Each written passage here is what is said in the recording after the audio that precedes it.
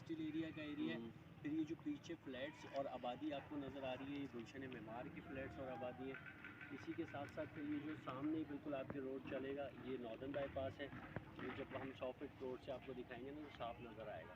इसी के साथ साथ FF खान से लेके आगे 930 एक प्लॉट नंबर है, जो ये आपका हॉस्पिटल स्टेट एजेंसी बनी हुई है बिल्कुल कॉर्नर पे। वहाँ तक की पूरा चौवन है, चौवन के बाद 53 आता है, चौवन और 53 के बीच में 100 फीट का रोड है।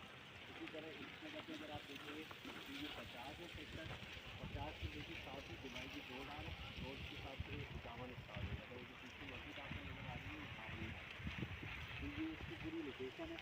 ये वाला रोड भी आपका सीधा नॉर्दर्न पे निकलेगा, क्योंकि नॉर्दर्न में एक तरीके से गोल्ड की जगह है।